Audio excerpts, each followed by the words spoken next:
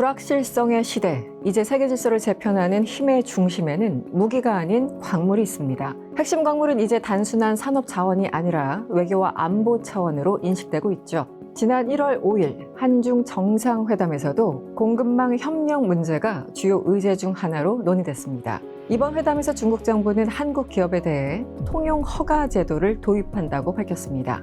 반도체와 2차 전지 그리고 첨단 소재 등에 필요한 핵심 광물에 대해서 한국 기업들의 접근성을 높이겠다는 조치입니다. 다만 수출 통제 자체가 유지되는 만큼 불확실성은 여전히 남아 있습니다. 이런 상황 속에서 최근 국제사회가 새삼 주목하고 있는 핵심 광물이 있습니다. 바로 텅스텐입니다. 그리고 이 텅스텐을 둘러싼 강국들의 경쟁 속에서 그동안 자원 빈국으로 인식됐던 한국이 새로운 변수로 거론되기 시작했죠. 지난해 12월 말 미국 CBS 방송은 미국 방위산업에 필수적인 텅스텐의 핵심 공급처가 한국에 있다면서 바로 강원도 영월의 상동 광산을 집중 조명하기도 했죠. 그러면서 이 광산이 중국 중심의 공급 구조를 흔들 수 있는 유력한 대안이 될 수 있다고 설명하기도 했습니다. 그렇다면 텅스텐은 어떤 광물이기에 이렇게까지 세계가 주목하게 된 걸까요? 그리고 본격적인 자원 경쟁의 한복판에 선 지금 한국은 어떤 위치에 있는 걸까요? 안녕하세요. 저는 이승원이고요. 오늘은 텅스텐에 대해서 조금 더 가까이 들여다보겠습니다.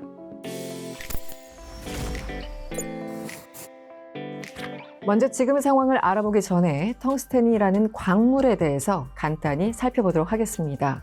사실 텅스텐은 이름만 들으면 낯설게 느껴질 수 있지만 군사와 산업 분야에서 오랫동안 핵심 전략 자원으로 여겨져 왔습니다.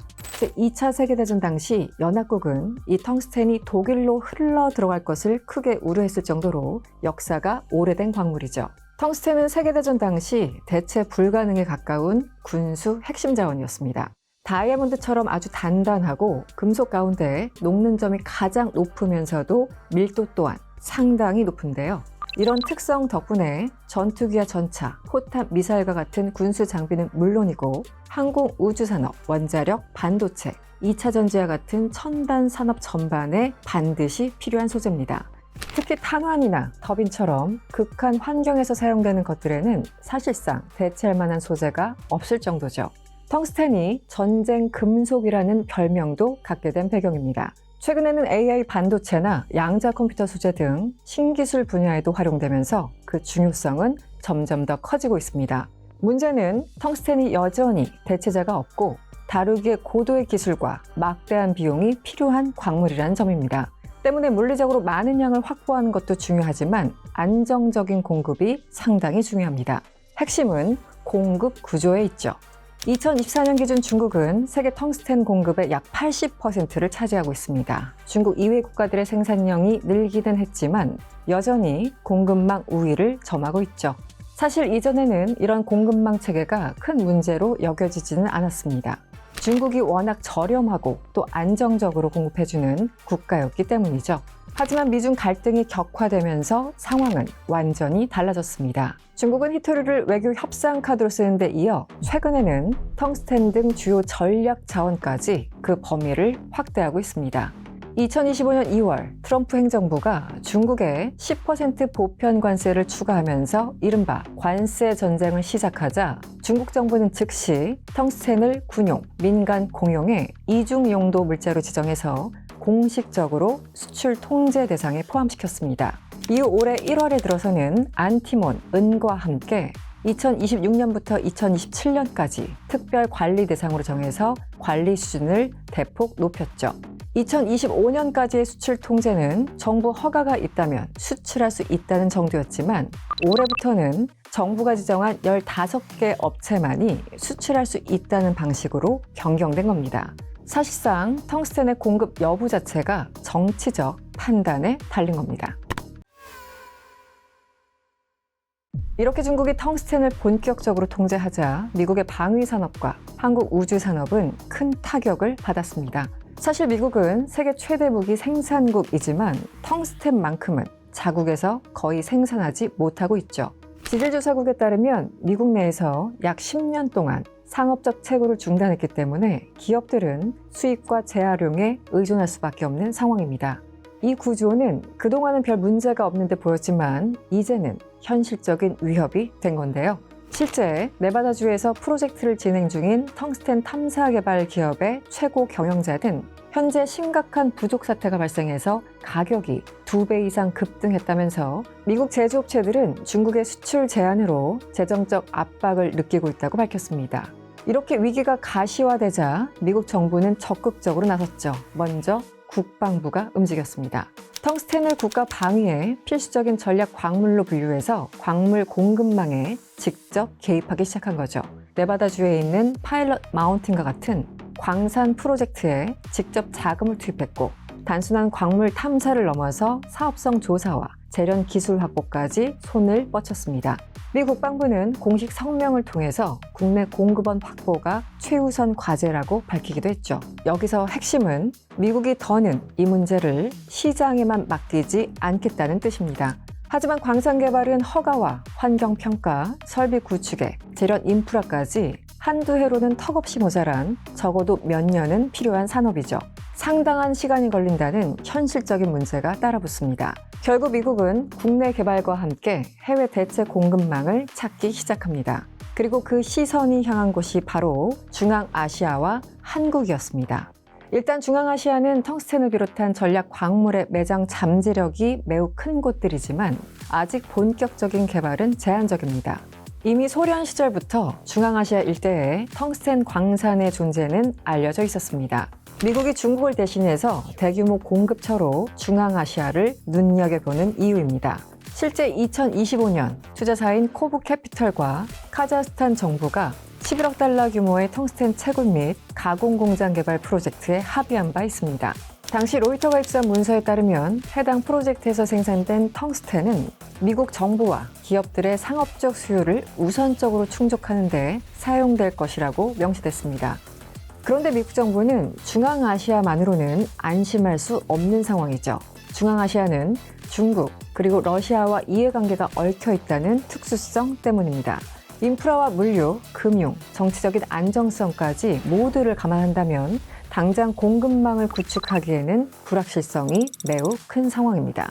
그리고 바로 이 지점이 미국이 한국을 주목하게 된 배경입니다. 이미 매장 규모와 품질이 검증된 거대한 텅스텐 광산이 존재하기 때문이죠. 바로 강원도 영월에 위치한 상동 광산입니다.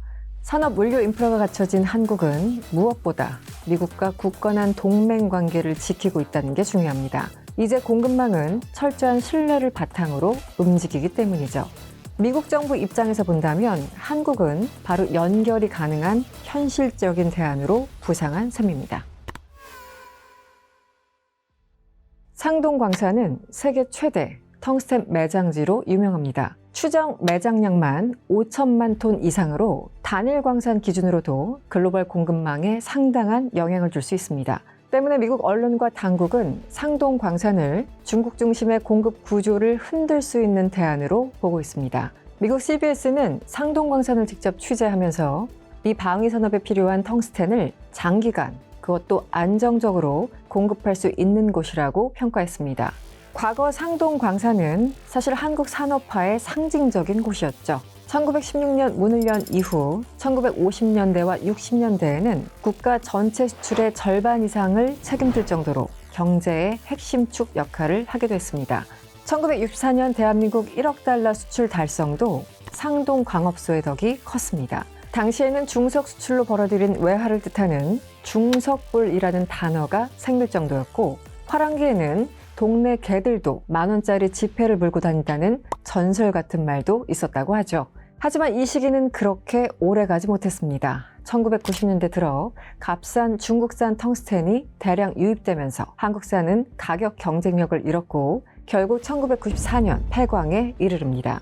이렇게 상동 광산은 역사 속으로 사라지나 했는데 30여 년이 지난 지금 다시 주목받기 시작한 겁니다.